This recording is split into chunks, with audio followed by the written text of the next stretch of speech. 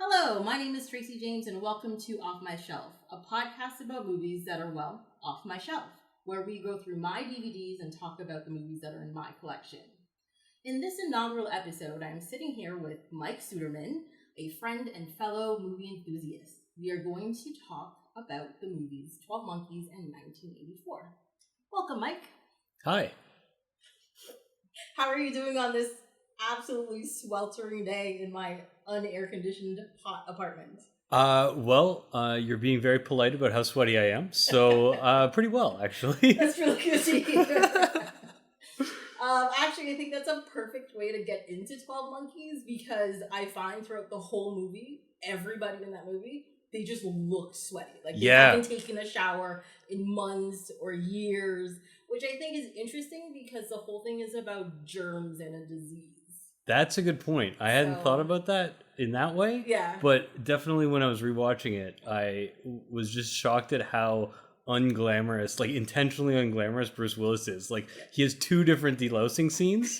That's which to your germ point, I mean, it's they're obviously it's not germs, it's lice, but like you know, that's not usually what somebody like who is a main like leading man tends to go through.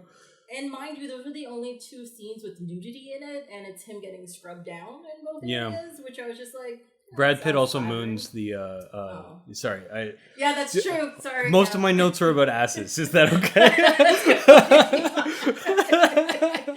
Oh my God. We're gonna have a censor warning at the beginning of this episode, maybe. Yeah. Sorry, it's gonna get blue. Oh, that's so cool. Anyways, I have to admit, on my rewatching, I haven't watched this in probably 5 or 6 years. It's just been sitting there. And this movie has not aged well, and I found myself crazy bored. Okay. But I remember when I was younger and I watched it, it was kind of like it didn't, it almost kind of blew my mind, but it definitely was it got my brain working, you know? What do you think?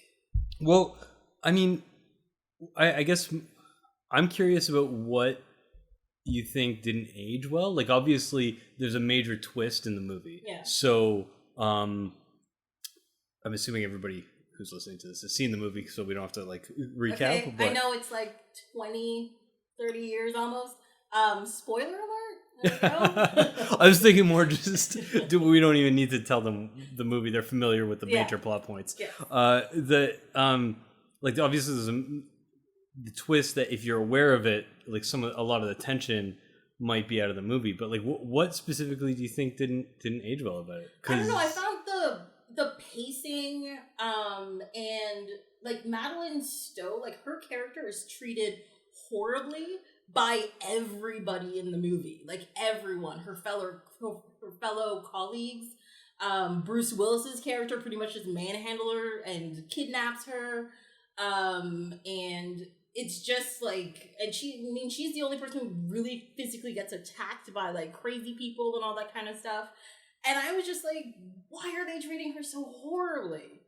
I thought the overall pacing of the movie was just a lot more, I don't know, it did this weird really slow, then super fast, then really slow, then super fast thing. So it was very long periods where I just got bored. Okay. You know? And I don't know, it just didn't, I really had a hard time sitting down and just watching the movie. Okay. Which is not usually an issue, especially since I'm a big fan of Bruce Willis. So, you know. Fair. No, I had the opposite reaction. I probably had not seen it in 5 years, similar, and I was instantly transported back to that bit. Really? But yeah, I loved it. I was just oh man, I can't believe how great. The second the movie started and he's in that cage and he's being volunteered, I was oh, I'm back to where I love that movie, love the movie. Yeah. I totally agree with you about I've got her name written down. Madeline Stowe? Madeline Stowe. Yeah. Dr. Catherine Rayleigh is totally mistreated.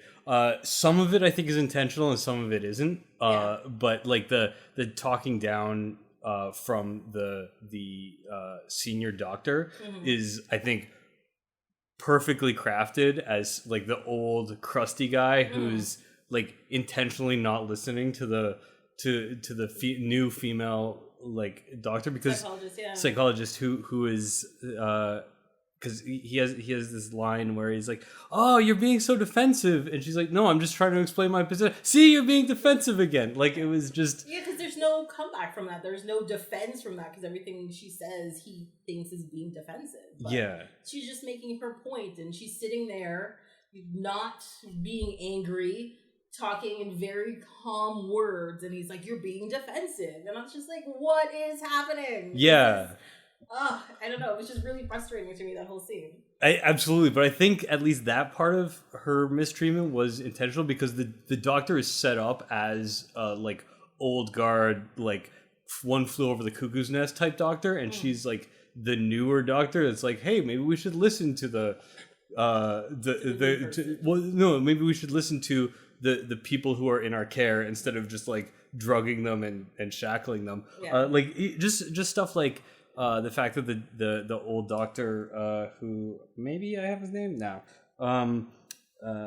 Dr. Gwen's the other guy. Sorry. Yeah. Is like he's smoking in the hospital all the time. Like, it's just very intentionally like he is the old crusty like old guard of the doctors. That actually so threw me off, this smoking. I'm like, he's indoors. Why is he smoking? I'm like, oh yeah, it's the early 90s. They smoked everywhere still. It was allowed. But like I think even in 1995 in hospitals it was like people weren't supposed to, but like the old doctors couldn't keep them from smoking. So I think that's what I took about from it. But absolutely, Bruce Willis's treatment of her is like creepy beyond belief, and it's just like what surprises me about it is that she still, despite the fact that she was creeped out by him, she still managed to warm to him really easily. And that, too, I found really odd. Because I understand that she's a psychologist and she was sitting there and she would ask him questions and listen to him and things like that.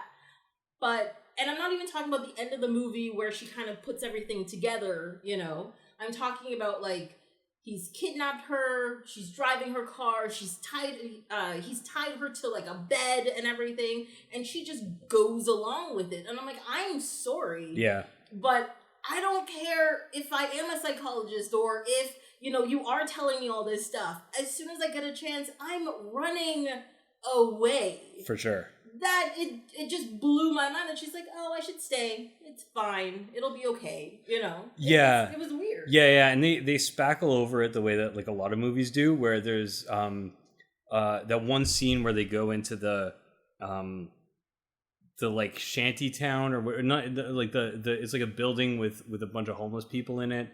That's across the street from like the yeah. So they go in there and like so many like older movies, but it's still like a really terrible trope where it's like, oh, there's like some random rapist and Bruce Willis punches him, and then suddenly like that's just like used as a okay, now the woman trust the man in like, you see that in a lot of movies where it's just like, oh yeah, as long as he's punching at a racist or a rapist, it doesn't matter what the it's the whole damsel in distress thing, right? Because a damsel, if you save her, she's supposed to fall in love with you. That's the whole thing.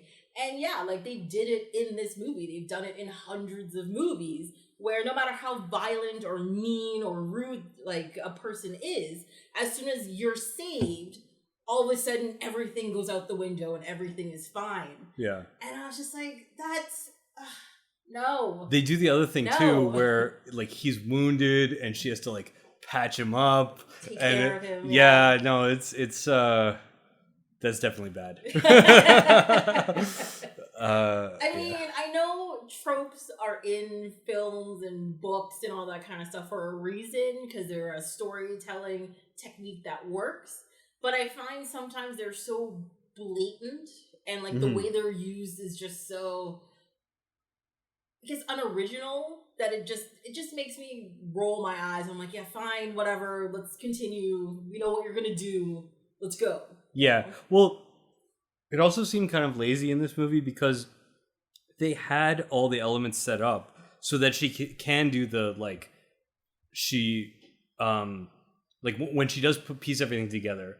That makes more sense because she's been studying for 6 years this Cassandra complex type thing, and she's gathered all the photographs which allow she goes back to her own research to verify the stories. So that's all there. So I feel like they didn't need they could have had a more sympathetic kind of moment where the two characters come to an understanding before she pieces everything together, because he's not a bad guy. The fact that it has to be this kidnapping thing for such a long amount of time, and especially then they have that false this misleading thing about maybe he murdered her and chopped her up, which was unnecessary. So it seems like the only reason to keep the kidnapping going that long was to see if they could get that weird little mystery in, which seemed unnecessary too. I think it's just sort of lazy storytelling when they kind of do that, because it's true. Because I think at the part where she comes to the realization, she sees the picture and she pieces things together. I think if they didn't have those two scenes beforehand, it would have been much more of a oh my god, she finally gets it, and when she goes back to him, it's a much bigger deal. Than beforehand, because that just seems it's just kind of ridiculous. They spend the time rounding out her character, building up that she's competent, building up that over the 6-year time jump from 1990 to 96, she's developed a professional respect, and she's from that scene where she's being talked down to in the hospital to she's giving lectures, she's well respected in her field. The old coot is retired, and so they've done all that, and then to throw her into this damsel in distress thing, it's you've got all the blocks there, just put them in the right order, But that happens. I find that happens with a lot of movies, these days especially, and I think that's one of the reasons why so many sci-fi movies especially seem to have this problem, where the story just all of a sudden falls apart because they throw in all these unnecessary things that make that they think are going to make the movie more relatable. For some reason, even if it's a sci-fi story, for some reason there has to be a love scene or there has to be a relationship in it. But why? If you're telling a sci-fi story and it's just something big and outwardly, why can't you just make it based on that? And that's what it feels like this movie did, was at some point in time, some executive told Terry Gilliam, he's yeah, this isn't gonna work. You gotta put a love story in there somehow. That's how they get together. And then he was just forced to put this one thing in. Yeah. But I don't know. I haven't talked to Terry Gilliam, so I don't know how that came together. But that's just my theory on it, just based on the way, it kind of worked out. Yeah. I don't know if it was executives, obviously. Again, also, two people have not talked to Terry Gilliam, so I don't even know if we can really comment on this movie. But I think there is that whole going to the Florida Keys and living life and just being happy, which so they've got this kind of dual role for her where she's psychologist and voice of reason who can validate his concerns about whether the future is real or not, his experiences are real versus he's just a crazy person. So she's doing all that stuff, but also she's this weird kind of love interest, and also kind of the princess at the end of the in the castle, who's, but she's also a mother figure, or a teacher figure, where even though she's the one being kidnapped, she's trying her best to talk to him and let him feel his emotions and all that kind of stuff, just to make sure he's okay. For sure. On top of that as well. But I think that also is a testament to the character they created, because as a psychologist, a psychologist would use their abilities to figure out or get out of a situation, and that's what she did. She sat there, and it's like she was like a psychology textbook, you know. He's erratic, he's doing this, find a way to calm him down, ask him questions so he can understand why he's doing something if he can't even answer questions that she's asking, you know. Check to see if he has a World War I bullet in his leg. Like, it's really textbook stuff. Textbook stuff. It's all good. But yeah, like, I think it worked out really well. And but again, I mean, overall, I understand why I originally liked the movie, and I understand why it kind of like, you know, like expanded my brain a little bit. And I think it's one of those movies, like, I remember seeing this in the theater, and I was in like 15 when this came out. And it was right around the time where I started to really get into like the sci-fi and the movies and the comic books and all that kind of stuff. And so it was one of those things that was just like, hey, here's the thing, go into it. It's cool, you know? So I still have like a soft place in my heart for it. At the same time now, I'm just like, I don't have to watch it all the time. That's totally fair. And like I said, like, I don't watch it all the time. I haven't watched it in years. But like, just the sets, some of the dialogue is so amazing. Like, I just love the Brad Pitt's like first scene where he's telling Bruce Willis how how to book, like, reserve the TV channels, that you have to do it before the TV airs instead of program airs instead of after.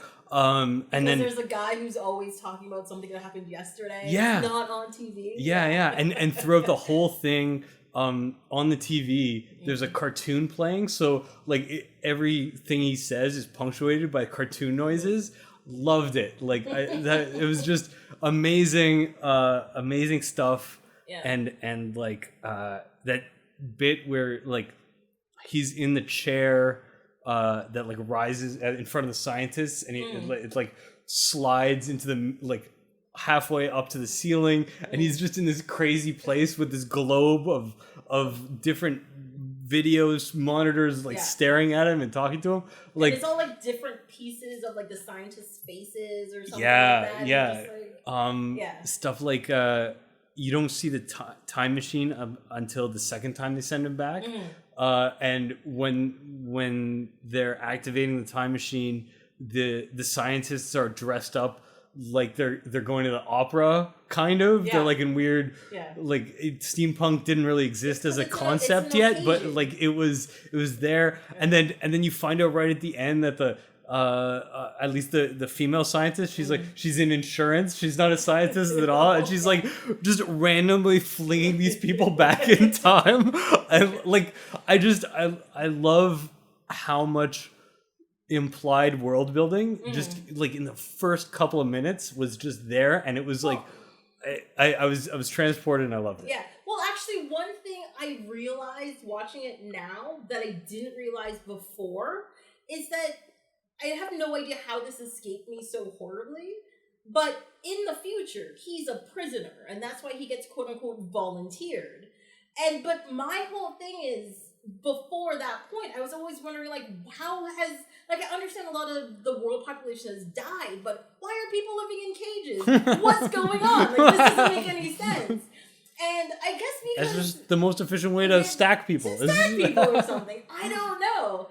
But then, what really came through on this, like, that, like, was like that snap, like, oh, he's in prison, he's a prisoner, was the part where he actually goes back in time, gets arrested, and they do the delousing scene again. I'm like, there's a parallel. They build his world by, and not telling you anything about it, by showing you this one scene so you understand what he's doing, because he's not confused by what's going on. Of course, he doesn't like it. But at the same time, it's just exactly the same as the previous one, so you know that the two things are interconnected, you know. Well, and they're offering him a pardon, right? Like, the second time he comes back, they sing to him, which is amazing. I feel so, like, I literally was sitting there going, I watched the movie. And this is probably like the 10th, no, more than that, please. Probably like the 20th time I've seen this movie, which I think is absolutely ridiculous. But that's pretty bad. That's pretty bad. That's pretty bad. But also, maybe it's one of those things where I knew this before and then just kind of forgot about it and came back to me. Yeah. I'm trying to make myself sound smarter. Never mind. That's fair. No. You keep backpedaling. Keep back. Just yeah. But because one of my questions about the movie was, so according to the film, it's 2035 when they start sending him back to the past. Mm-hmm. First time he goes back, it's 1990, and apparently the catastrophe happens in 1990, at the end of 1996. Okay? Yeah. So that's what? About 40 years difference. Mm-hmm. 2 generations, tech can work out in there, which puts Bruce Willis's character around 50 years old. My thing is that despite the fact that, yes, it is a dystopian future and a lot of people died, it wasn't a breakdown in technology, it wasn't a physical war or attack. But why does it look like, even though they have a time machine, it looks like technology went backwards? And that's one of the things I didn't understand about it. I know, though, the one lady's in insurance, and technically she's not smart about anything, really. But I mean, I guess maybe the other people were also in, benign jobs before all of this catastrophe happened.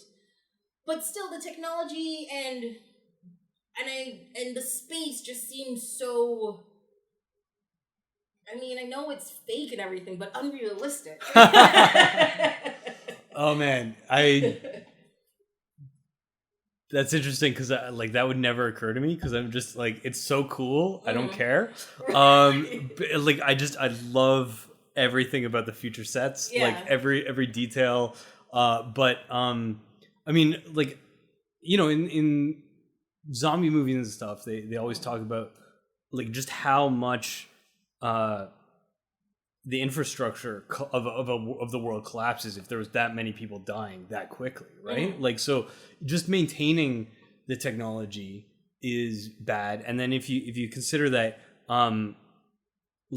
everybody had to really rapidly move underground. They couldn't make, in a zombie movie, they make use of things that are on the surface, but they had to get away from that as quickly as possible. And they're sending up not even qualified people, but Bruce Willis type people up to just grab stuff, and then they have to go through this crazy decontamination thing. So there's probably tons of go up and find something that looks kind of like a power generator and bring it back. Yeah. And so I think that to me is enough of a hand wave on the cobbled together technology, and then you have this weird implied social strata that So what happened was, people were rushing to get underground as quickly as possible, and then they pretty much just left everything behind. And yes, technology like computers and phones and all that kind of stuff will degrade very quickly if left unkept or left in outside or anything like that. And so when they went back, they couldn't really find anything that worked, and all the smart people died.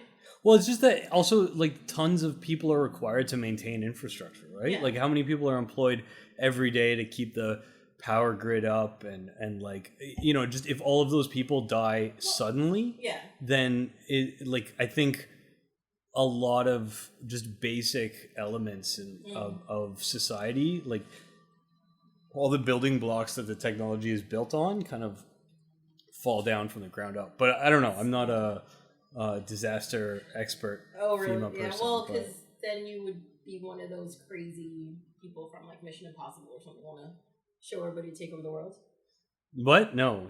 It's a very specific reference. Yeah. Okay, never mind. It's yeah. fine. Yes. I don't think I've seen that particular Mission Impossible. That was Ghost Protocol? Yeah, I don't know if I saw that one. Oh, okay. I think I've only seen 1 and 2. Anyway. Don't watch 2. Oh. There was a lot of masks. It was pretty good. It was horrible. It was terrible. It was absolutely terrible. God, yeah. Should we? So it's funny though, because you're talking about in the future technology degrades. Should we just use that as our segue to 1984, or do you want more to say about? Okay, so we can use that as our segue to 1984. That's fine. So one thing that I really have to remember about 1984 is that it was made in 1984. According to the credits, it was actually filmed within the actual time period the movie was set in. Yeah. Which I thought was really interesting, and the fact that they insisted that it had to be in the credits of the movie to be like, no, 1984, this could have been us, at that time period, which I thought was really cool. But yes, in that movie, the technology is horrible. Right. But if you think about, the 70s, so they talk about 1972, which was one of the wartime periods, and it was since before that. So let's say they started this war and this hierarchy of living in, say, the 1950s or 60s, right? The technology that they're using in 1984 technically matches. It didn't go backwards, but it didn't advance. Right. Right? So I find it acceptable in 1984 because it takes place in 1984, and they set it up that there's no movement forward because they're too busy trying to destroy history to make themselves look good. Yeah. And get people to fit in. Yeah. So nobody's concentrating on science, nobody's concentrating on technology or math or kind of just getting people in general out of this gross rut. They're just like, no. We have to concentrate on making a dictionary that cleans everybody's thoughts. And then we have to go back, look at all newspapers and books and magazines and destroy all of it, except for the things that we think are acceptable. For sure. Yeah. Now, have you read the book? I did not. I was not one of the people in high school that read the book. No. Okay. Yeah. And have you read the book since? No. Okay. So that's actually one of the reasons why I bought the movie in the first place, was it got to the point where lots of things make references to 1984. Yeah. Like The Simpsons, there's that Big Mac commercial during, the Super Bowl. There's lots of movies that make references to it as well. And one day I saw it in a bin somewhere. It was probably $5, and I was like, done. Nice. I'm gonna watch it. Yeah. And then I bought it. I remember watching it and hating it. And I watched it and I was just like, this is riveting. This time? Yes. Okay. I actually really liked it. I think it has a lot to do with the fact that John Hurt looks crucially in pain the whole time, and you're just like, is it going to get better? And it doesn't. Yeah. So I had not seen the movie before you had proposed this podcast to me, and I wanted to come in for the 12 Monkeys because I wanted to talk about that, and I had read the book back in high school or whatever. Yeah. And what I wanted to do, I reread the book before I watched it for this podcast. Really? So yeah, because I wanted to see if I had something to say about the adaptation.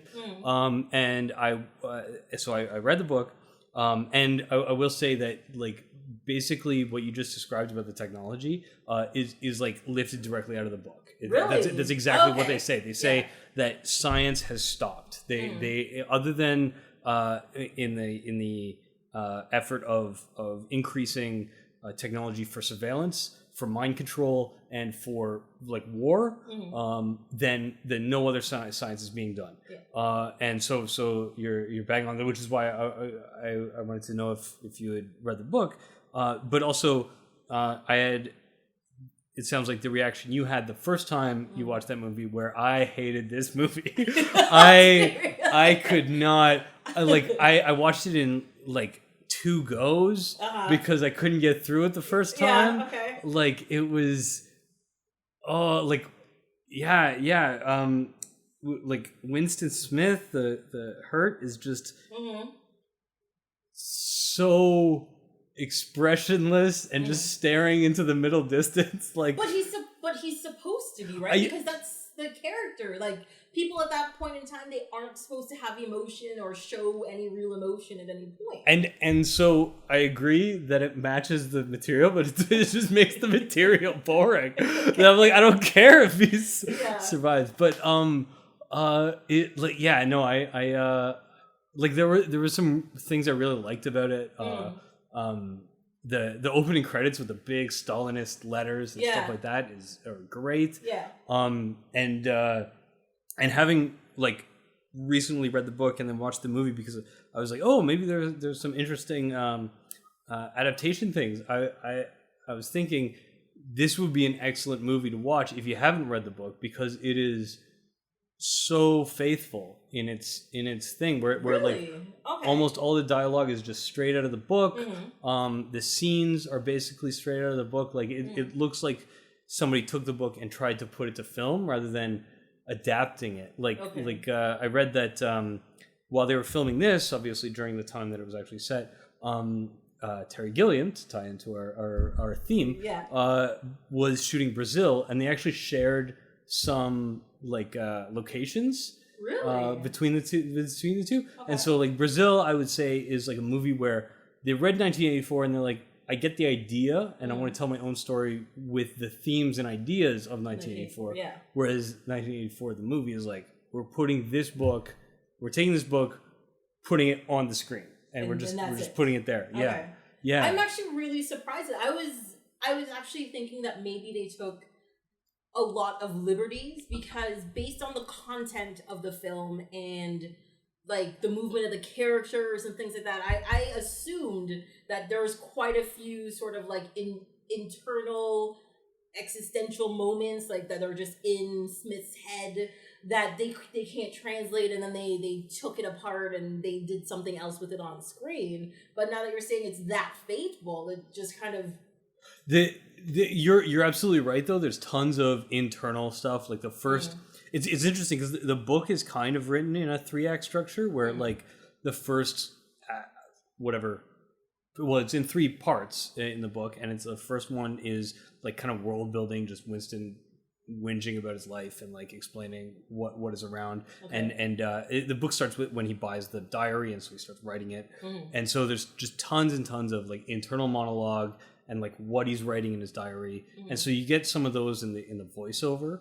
And then it moves on when Julia reaches out and gives him the note that says, I love you, exactly like the movie. And so the middle part is kind of there, having a love affair.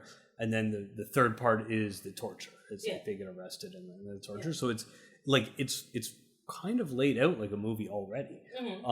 And so I think that like that allows the adaptation to be easier if that was the goal. So I mean the internal stuff, it's mostly like just the scene, but there's a running dialogue in his mind about like, wow, this is terrible. Yeah, well, I mean, they do that within the film, like you said, because, every time he goes home, he pulls out his little diary, and you can hear what he's writing, literally. And the thing that I found peculiar, or maybe it just goes with the character and why he so wants to break out of this society, is that he speaks in very specific words all the time and very short sentences to very specific people, but he's very quiet throughout his actual days and things. But as soon as he sits down to write and you hear his internal monologue, it's very poetic and structured in a, an artistic sort of way. I found it kind of flowery personally. But I think that sort of alludes to his want for freedom to express things in different ways. I think absolutely. The whole inner life is still rich and the outer life, and at the end, that's what they're trying to beat out of him is the inner life. That's also why I didn't like it as a movie, is that because like all the things that a movie can do, where you're seeing him do things, you're watching him interact with people. Those are things that movies are strong, and you get the visuals of all the things that are happening. And then the like contrast between the internal monologues and stuff. That's not something a movie does super well, because it's just voiceover. and dialogue. So it's like, you didn't need a movie for this? Yeah. I don't know. Yeah, I guess it goes back to use your medium, right? It's the show, don't tell, because it's a visual medium, right? Compared to, if you write a book, you tell because you can't really show. There's the back and forth. Yeah, I can totally understand that. But for me, I think it worked with this because it wasn't like one of those things where they talk over pretty much the whole movie and they just skip large chunks. Mm-hmm. It's just like, he's going to go home. He's going to write in his book. What's he writing in his book today? Yeah. That kind of thing. And a couple of times, they forego the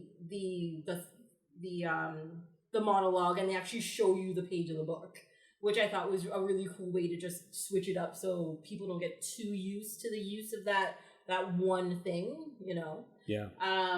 So I thought, I don't know, I think it's because I didn't remember the movie as well, because I think when I bought it, I probably have only watched it once, and it's been over 10 years, easily. And this was the first time since, so sitting down to watch it, I was like, oh wow, okay, here's the Nazi propaganda, I get it, here's the this, and here's the Big Brother thing, and there's that reference I saw in those 4 movies, and that kind of thing. Yeah. Because it's so clear. I think the movie was written in 1949. Book and was. So, yeah, the book was. Yeah. So, it is so clearly like the full Nazi propaganda style, like the visuals, the type of typography they use. Yeah.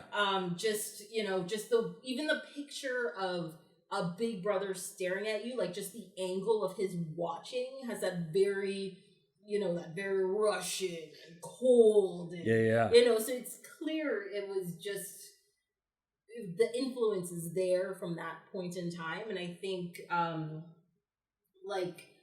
the book was written in 1949. This came out in 1984. There's a 35-year difference. And I think there's actually, that's pretty much the time period worked out for, why nothing is advancing.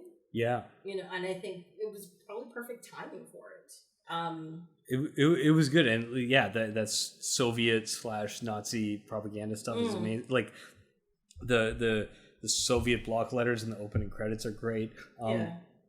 In the closing credits, they've got they're singing the Oceania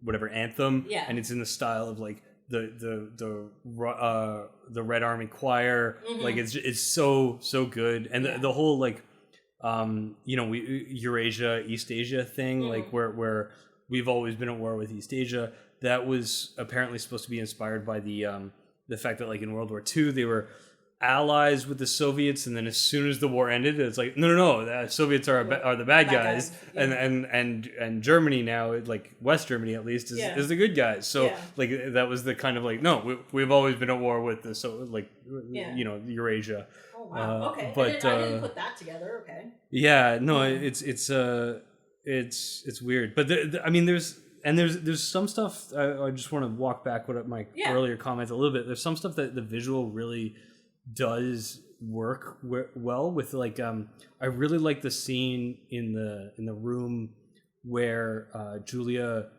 asks him to turn around, and then she puts on the makeup and the dress, and he turns around, and it's it's like a person instead of this automaton that's in a coverall or whatever, this blue jumper. And then it's she in this little secret place that they have, she can be a human being, and that's delivered visually instead of describing or being described in a book. It can just be an impact. You can turn around and see her at the same time as Winston does, and it's that's cool. Yeah, no, that's the thing about that room. It was the one space where they could be quote unquote people. Yeah. Whereas as soon as they left the room, they weren't allowed to know each other. They weren't allowed to have emotions. They weren't even allowed to really interact with one another. And so that space was their freedom, to be whatever, even though it was sort of you have freedom in a cage at the same time. Like they were trapped there the whole time. And I think that was one of the things that really disappointed me about the movie was the arrest scene, where they have this like little haven, this what they think is a safe place. Obviously, it turns out not to be. And when the thought police come crashing in, and there's like a ladder that smashes through the window, and people like stormtroopers trunk it up the stairs, but it's just so slow, and like it didn't feel like a sudden terrible violation of their privacy. It just seemed like, oh, there's guys out the window. Oh, they're coming up the stairs, and like literally the I don't know what causes the picture frame to fall off the telescreen, but then Julia's just like, they can see us now. We can see you now. Like, come on. But throughout that whole scene, both of them were just going through what was going to happen because they knew what was going to happen. Absolutely, right? but like it could have been a shock to the audience. I wanted a shock to be like, this is their place being like just the reality coming crashing in. I wanted it to crash in, not kind of mumble in and announce itself. Like, and that was another thing I think that I had trouble catching on with the movie was just everybody mumbled. Like I just my TV was up very loud, just so I could hear the words they were saying. I had the closed captions on until I switched to my headphones, and I was just like, I had to listen. Like even in my quiet apartment, and that was it. I was like, I gotta listen on headphones, and it's like, I restarted the whole scene right at the beginning where they're watching like the video and they're all yelling and stuff. Like I knew they were saying something very specific, but because of the way the audio was done, you couldn't hear anything anybody was saying. You couldn't figure out what they were actually yelling. Yeah. And I mean, usually I think it's supposed to be like the frenzy of just following, so you're not really supposed to understand it. But the fact that they were going through and focusing on people and obviously trying to get across that they are yelling very specific things. Yeah. It drove me crazy. I'm like, what is she saying? What is he saying? What is happening right now? Yeah. And then you had it's a movie that's completely quiet for a majority of it. And it's just him saying something or she saying something. In an expressionless monotone. Tone voice. Yeah. But you're still like, wait, what? Yeah. There's nothing happening. But what are you saying? Why can't I understand you? What's going on? Yep. In the scene where he's being tortured and the guy's just trying to tell him things. I didn't understand the 4-finger thing for a little while because I'm like, what is he asking that guy? Yeah. What? And I put up all the volume, rewound it a little bit, turned up the volume. And I was like, oh, there you go. Okay, they're brainwashing him. Gotcha. And then I went from there. Yeah. Oh, that was another thing that bugged me. Okay, two more gripes. And then we'll talk about that finger scene. Okay. Because, obviously that's one of the most famous bits of the movie and thing. So you said that he's mostly expressionless throughout the whole movie, and that's because he can't show any emotion and stuff like that. Mm-hmm. But what I think was really took me out of it was when young Winston, he steals the chocolate and he runs out of his childhood apartment, and he comes back and he's relaying, it's like, oh, my mother and sister were gone, and I never saw them again. Mm-hmm. And his whole apartment's overrun by rats, and this is supposed to be the event that makes rats the worst thing in the world for him, the Room 101 thing. Yeah. The thing that's going to freak him out more than anything. This is the moment where that terror gets hold, and he's just lying against the door frame, and he's like, well, I guess on to the next segment of my life. No reaction. Just he's playing the older Winston, which makes sense, but this is still a kid who's done something who I don't know. I was expecting some kind of crazy emotional reaction from well, the kid version of it. he hasn't been brainwashed into by the crazy society yet. Like not fully. Like he's still a terrible kid who can steal stuff. But like, yeah. Anyway, I just like, come on, make the rats terrifying so that when it comes back later. Yeah, they did just look kind of, they were large. Oh, I get that. Freaky looking rats. Yeah. But the kid didn't think they were freaky, so then I didn't think they were freaky. He just kind of stood there and was like, hey, look, it's some rats. Yeah, Gotcha. yeah. He's like, well, one more life event crossed I guess off. I'll go now? Yeah. And then the thing with the fingers, I really didn't like the little special effect where they blurred. Mm-hmm. I was like even for 1984, I was like, you couldn't even just like get mess with the focus on the camera or something. Like it was just looked like a weird superimposition for 2 seconds. Not liking it. Did not do it for me. But so the 4 fingers or 5 thing directly ties to Star Trek Next Generation. Yes. Chain of Command. Yeah. Part 2. There are 4 lights. Yeah. Yeah. Yes. And even the machine. In the machine, because in 1984 he's laid out on the bed. It's like and he's getting stretched out. Yeah, he's got like whatever it is, and he's like this device goes up allows me to inflict any amount of pain, and I just set it to 40, but you can see it goes up to 100. Yeah. That like in that episode, I went to watch it because I knew I was like they lifted the scene, and like obviously I knew the 4 lights 5 lights thing is directly the fingers, but also. In that Star Trek episode, he has that same thing where he's like, when he plants the pain device in Picard, and he says almost verbatim, like, it can inflict any amount of pain that I desire. It was 40 I actually picked up on that as well because I'm like, oh, it's that episode. Yeah. Oh, okay, this is where that's from. Gotcha. Oh yeah, no, I didn't I didn't bring it up thinking that you hadn't picked it up because you're a huge Trekkie. Yeah, I know. So I was excited to talk to it about you because to talk about that with you. Yeah, so. no, I totally get that because I was watching it too and I was just like, oh, all I could see is like Picard's face, when they come to rescue him and he gets up and defiantly he's like, there are 4 lights. And he walks out. Yeah. Yeah, a little bit more hopeful than 1984. Oh, yes, Where he's like, I don't know, Miss Moore, yeah, whatever you want. I'm gonna go play chess. But I don't know. Like I actually found that torture scene to be so. I actually found it really grimy and really malicious. Yeah. Like the part where he picks him up off the chair and he's like, "Look at you, you're falling apart." And literally just puts his hand in his mouth. Yeah. And rips out one of his teeth, and I just cringed. Yeah. I was like, "Oh my god, that's so horrible." That was something they did really, really well. Yeah. And the emaciation of him is I apologize for keeping like we're supposed to be talking about the movies. I keep going back to the book, but that's like the mirror scene, the pulling the tooth out directly from the book. Like all that stuff happens. Okay, yeah. Like basically exactly as presented.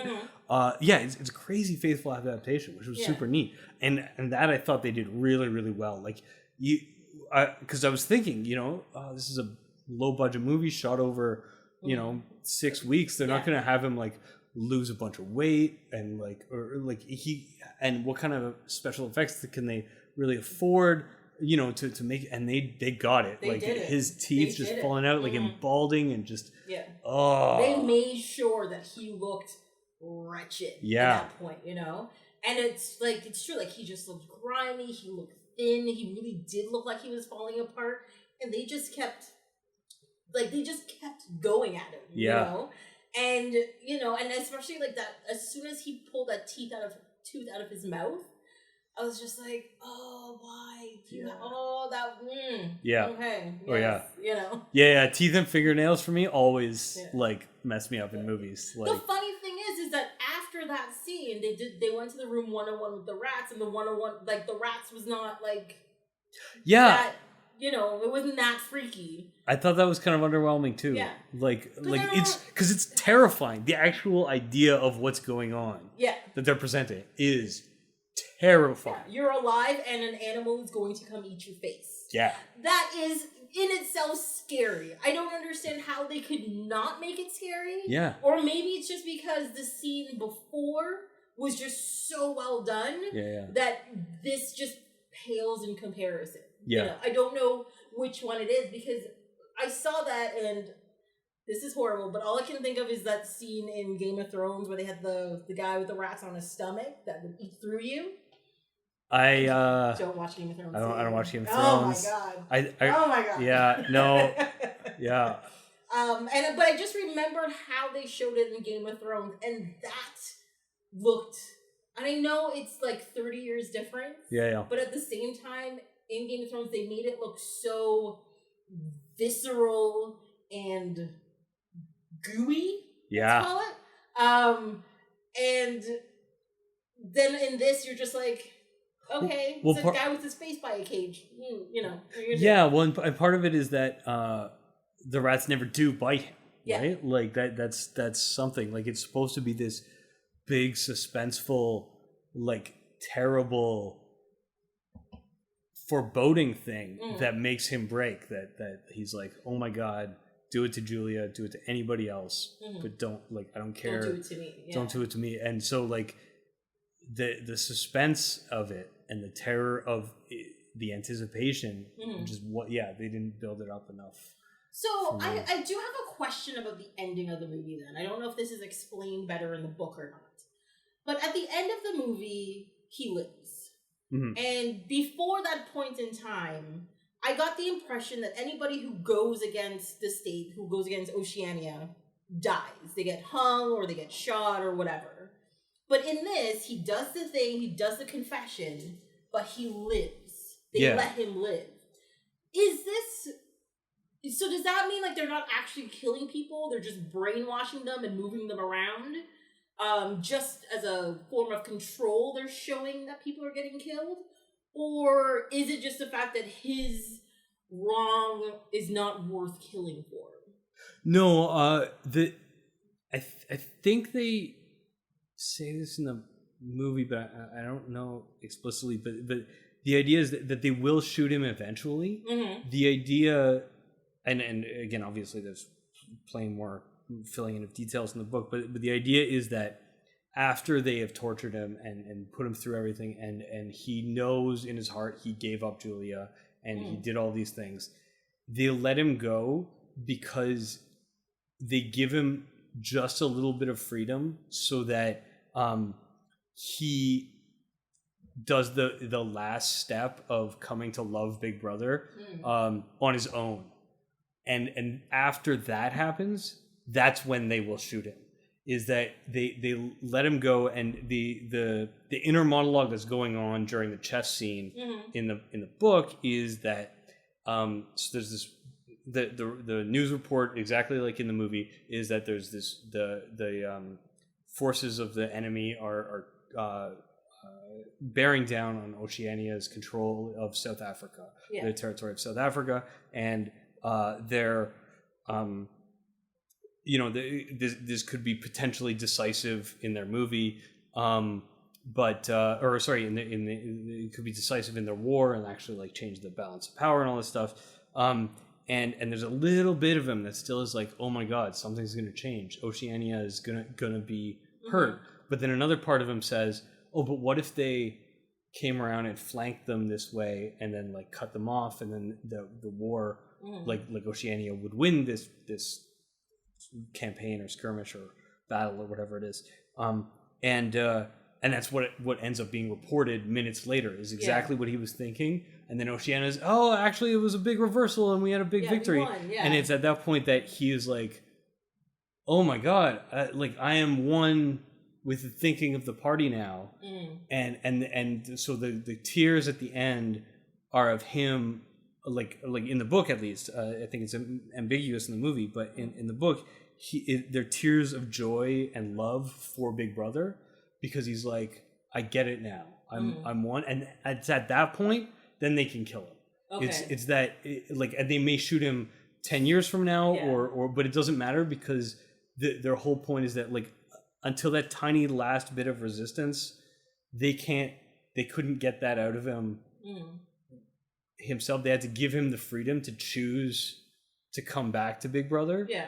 And that, so I don't know does if that's...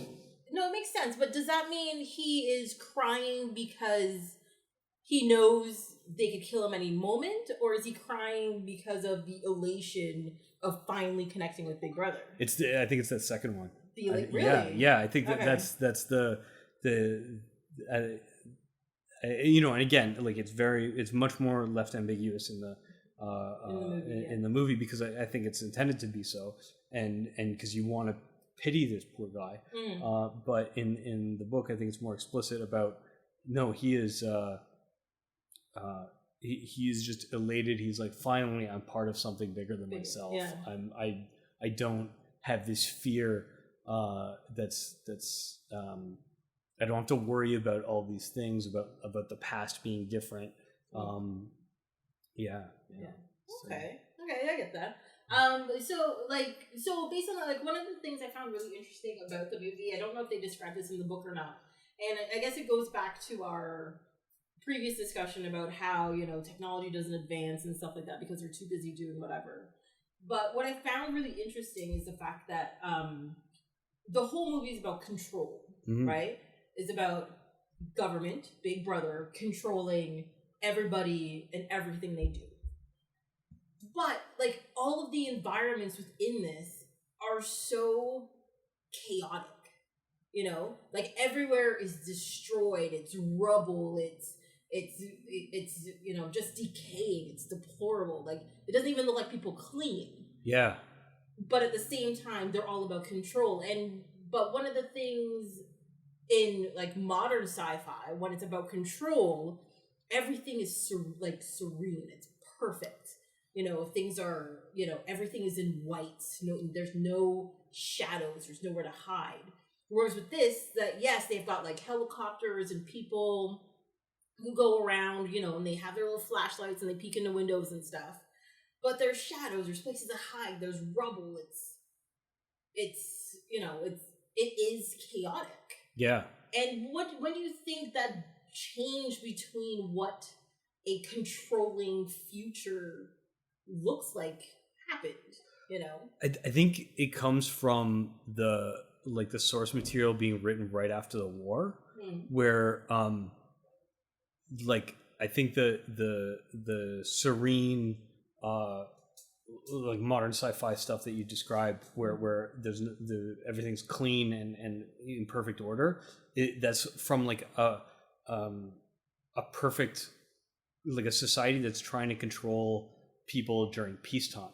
Whereas the idea of the chaos, I think, in Orwell's mind was a little bit that if there's this perpetual war going on, people will always be willing to, you know, oh, well, we don't have enough food today, but we're not going to rise up because it's not because we're starving, it's because the war effort's on, right? Like there's rocket bombs falling, like the things that like crazy explosion that happens, and things like that. Like people will put up with so much more degradation and just like the boot stamping on the face forever is like they will put up with it more because it's like, oh well, you know, if only we could win the war against East Asia, then stuff will get better. But until then, we just gotta, you know, tighten our belts and you know, make do with what we can and trust that our leaders are doing the right thing. Well, even in the movie, well, I guess they probably went through this in the book when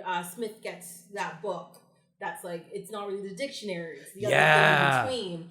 And he's reading it, and he's talking about he's reading about how ignorance is strength. And then he reads further on about how the government doesn't actually want the war to end, because if the war ends, then there's a possibility of an uprising, there's a possibility of things changing, there's a possibility of people wanting things, right? And that's why they insist on continuously changing things and continuously being in war, just so they can maintain some level of control over everyone. And I mean, the idea that ignorance is strength was very interesting to me, because I think it kind of, I hate to do this, but it kind of brings up what's happening in the States right now, with, the guy who's president, because it really is a lot of. I feel bad saying this because, of course, I don't know everybody who voted for him and all that kind of stuff. And there are people that are, quote unquote, elitists or are part of the elite that did vote for him as well. Yeah. But there's a level of ignorance in those people that he is pandering to that's allowing them to stay in strength. And the same thing goes for the big brother in this movie, right? Yeah. Where they keep people from knowing anything. They keep people from learning and actually advancing to keep themselves in power. Yeah. And that seems to be a very strong parallel to what is going on right now. Yeah, I mean, in the movie, O'Brien says like power is an end to itself, right? It's just about self-perpetuation. And for those who may be listening in the future, we're recording in July 2018, so just in case there's any ambiguity about who we're talking about. Yeah, and assuming that the future thought police haven't come in and erased everything. Yeah. The internet will be gone. All yeah. No, it's funny actually. There's that like in 1984, his whole job is to go back and meticulously rewrite newspaper articles so that they agree with whatever the party leader is saying today. Whereas now we've got the opposite, where it's just like everybody's printing every possible fact, and so anybody can just choose whichever facts they want and they want to believe. Exactly. Yeah, and then so it's like a very different vision of the same kind of like inability to prove that something happened in the past. Well, it's one of those. It's the two ways of controlling information, right? It's either control it to the point where nobody gets information, or you dilute it to the point that nobody has any knowledge of what actually anything is. And I guess because we are currently in a society where information, as they said a few years ago, information is power, they are trying to dilute that information so that, nobody has the power to control anything. Right. And I find it weird, but interesting and compelling. And I can't wait till CNN does one of those, look back at the 2000s or when like 30 years from now, and they're like, oh my God, look at the advances and the cool stuff. And then, the horrible things that are happening, Yeah. Because I watched one for the 90s the other day, and I'm like, I was alive in that time and I didn't remember half of this stuff. And I was like, wow, okay, yeah, sure. So we'll see what, if CNN still exists, that is.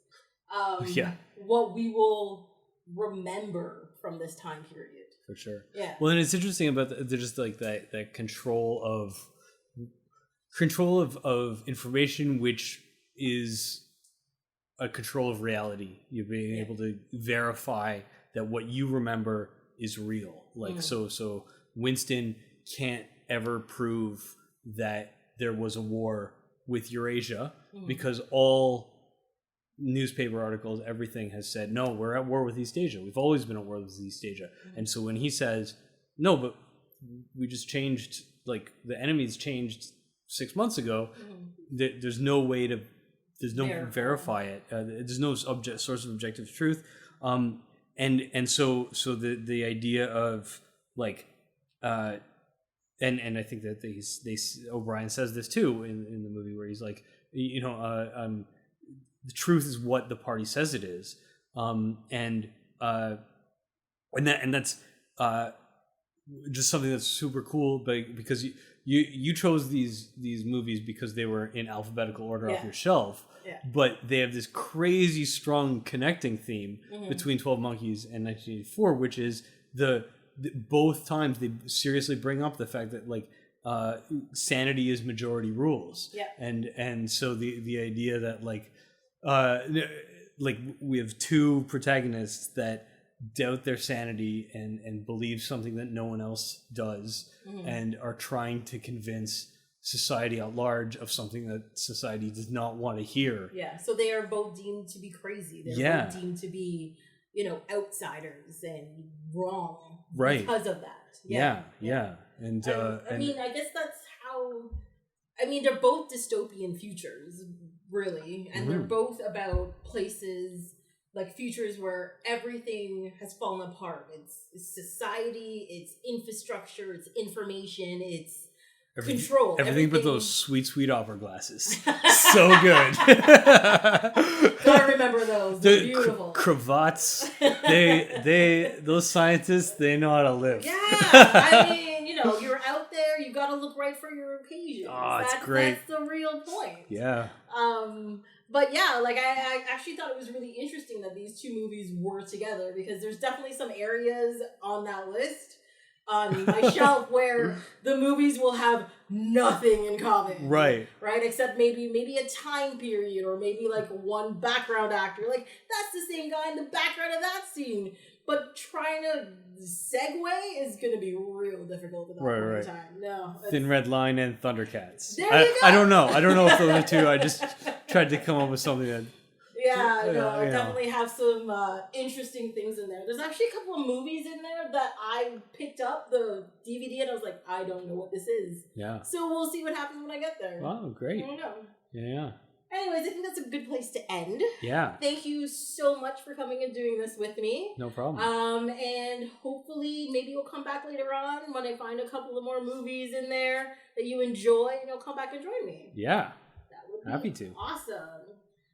So that's it for this inaugural episode of Off My Shelf. You can follow me on Twitter and Instagram at ohmyshelf, or you can send emails and questions to ohmyshelf@gmail.com. Next time, we'll be talking about 40-Year-Old Virgin and 51st Dates. Hope you'll be here to listen.